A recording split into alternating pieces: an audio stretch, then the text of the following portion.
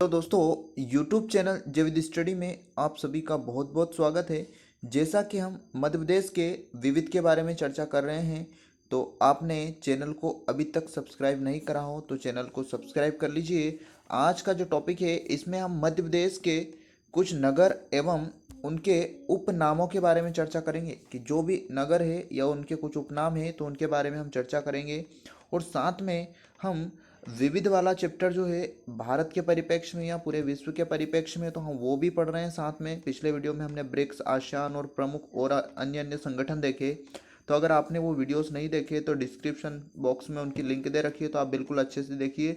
और साथ में ये मध्य प्रदेश के विविध वाला जो टॉपिक चल रहा है, यहाँ से भी हम बहुत महत्वपूर्ण महत्वपूर्ण टॉपिक कर रहे हैं, तो आप इनको बिल्कुल अच्छे से पढ़िए। और साथ में एक इन्फॉर्मेशन देना चाहूँगा कि जो परीक्षा ऐप है, इसमें एक बहुत ही बड़े स्तर पर जो है 17 मार्च 2021 को एक मेगा टेस्ट आयोजित होने वाला है। ये जो टेस्ट है सभी के लिए फ्री होगा और ऑनलाइन रहेगा। ये 17 मार्च को 12 PM से 6 PM तक तो आपको ये टेस्ट लगाना है।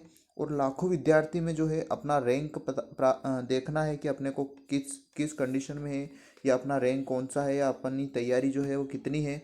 तो आप इस टेस्ट को ज़रूर लगाइएगा। और साथ में आप परीक्षा ऐप पर टेस्ट सीरीज भी खरीद सकते हैं और मेरा कोड जो है आप डाल सकते हो, G150 मेरा कोड है।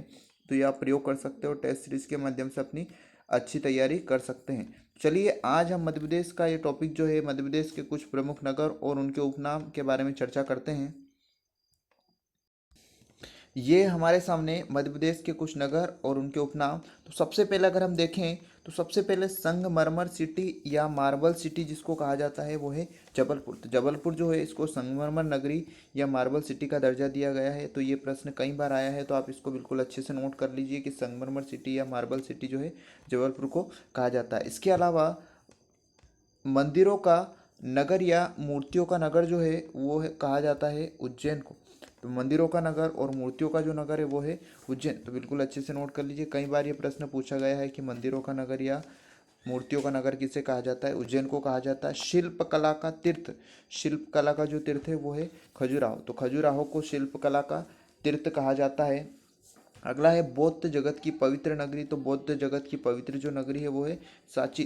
सांची रायसेन में पड़ता है, तो इसको बौद्ध जगत की पवित्र नगरी कहा जाता है। तो बिल्कुल अच्छे से नोट कर लीजिए, बौद्ध जगत की पवित्र नगरी ये है सांची। अगला जो है मध्य प्रदेश का लखनऊ। कई बार ये प्रश्न पूछा गया है। तो मध्य प्रदेश का जो लखनऊ है वो कहा जाता है शिवनी को। मध्य प्रदेश का लखनऊ, तो मध्य प्रदेश का लखनऊ जो है ये है शिवनी। इसके अलावा अगला है मैग्नीज नगरी। मैग्नीज नगरी बालाघाट को कहा जाता है। बालाघाट में मैग्नीज जो है कई ज़्यादा मात्रा में पाए जाते हैं, इसलिए मैग्नीज नगरी का जो दर्जा है वो बालाघाट को प्राप्त है। अगला है चूना नगरी। तो चूना नगरी जो कहा जाता है वो कहा जाता है कटनी को। तो कटनी को चूना नगरी कहा जाता है। ये बिल्कुल इंपॉर्टेंट है, कई बार पूछा गया है। चूना नगरी जो है वो कटनी को कहा गया। अगला है सिटी ऑफ जॉय या आनंद की नगरी जो है मांडू को कहा जाता है। सिटी ऑफ जॉय या आनंद नगरी मांडू, मांडू धार जिले में है। बिल्कुल अच्छे से नोट कर लीजिए। अगला जो है गेहूं का भंडार। गेहूं का भंडार जो कहा जाता है वो कहा जाता है मालवा को। मालवा के पठार को जो है गेहूं का भंडार कहा जाता है। ये प्रश्न भी पूछा गया है, थोड़ा सा इंपॉर्टेंट है, स्टार लगा लीजिएगा। गेहूं का भंडार जो है मालवा के पठार को कहा गया है। अगला है तानसेन नगरी। तानसेन नगरी जो है ग्वालियर को कहा जाता है। तानसेन नगरी ग्वालियर, ये प्रश्न भी आया वो प्रश्न है। अगला है संगीत नगरी। संगीत नगरी मेहर सतना को कहा जाता है। ये भी मोस्ट इंपोर्टेंट लगा लीजिए, कई बार पूछा गया प्रश्न है कि संगीत नगरी जो है उसका दर्जा किसको प्राप्त है। तो संगीत नगरी का जो दर्जा प्राप्त है वो है भोपाल को। अगला है झीलों की नगरी। तो झीलों की नगरी भोपाल, ठीक है। झीलों की नगरी जो कहा जाता है वो भोपाल को कहा जाता है।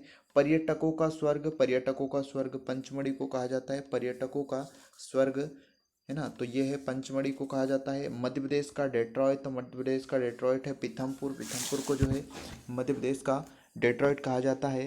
मंगल ग्रह की जन्मभूमि, तो ये है उज्जैन। मंगल ग्रह की जन्मभूमि जो है वो है उज्जैन। मंगल ग्रह की जन्मभूमि उज्जैन।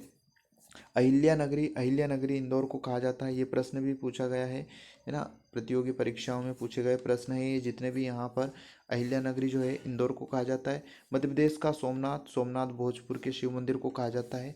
मध्य प्रदेश का सोमनाथ भोजपुर को कहा जाता है। सुनहरे जिले, तो खंडवा और खरगोन जो दो जिले हैं इनको सुनहरे जिलों का दर्जा दिया है, खंडवा व खरगोन, खंडवा व खरगोन जो है इनको सुनहरे जिलों का। उसके बाद गंजेड़ियों का शहर जो है बुरहानपुर को कहा गया है गंजेड़ियों का स्वर्ग या गंजेड़ियों का शहर भी अगर आ जाए तो वो जो है बुरहानपुर को। उसके बाद मध्य प्रदेश की गंगा, जो मध्य प्रदेश की गंगा है वो कहा जाता है बेतवा को, प्रदूषण के आधार पर कहा जाता है।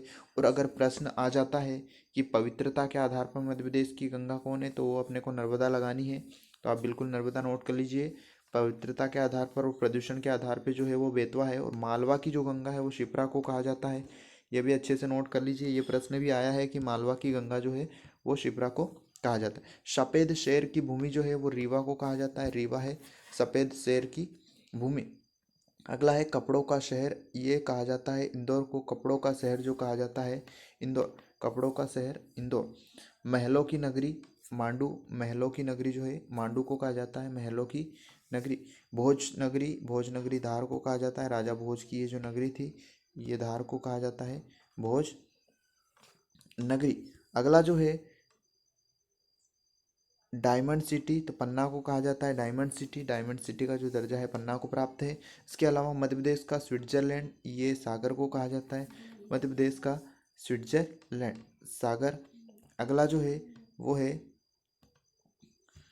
मध्य प्रदेश का मोगली लैंड, ये पेंच राष्ट्रीय उद्यान को कहा जाता है मध्य प्रदेश का मोगली लैंड, पेंच राष्ट्रीय उद्यान। तो ये कुछ मध्य प्रदेश के कुछ शहरों या कुछ स्थानों के हमने उपनाम पढ़े, तो आप बिल्कुल इनको अच्छे से नोट कर लीजिए और साथ में मेरे चैनल को सब्सक्राइब कर लीजिए और अपने दोस्तों को भी शेयर कर लीजिए, ताकि ये महत्वपूर्ण टॉपिक्स जो है वो उनको भी प्रतियोगी परीक्षा में महत्वपूर्ण योगदान साबित करे या महत्वपूर्ण साबित हो। तो चलिए अगले वीडियो में एक अगले महत्वपूर्ण टॉपिक के बारे में हम चर्चा करते हैं।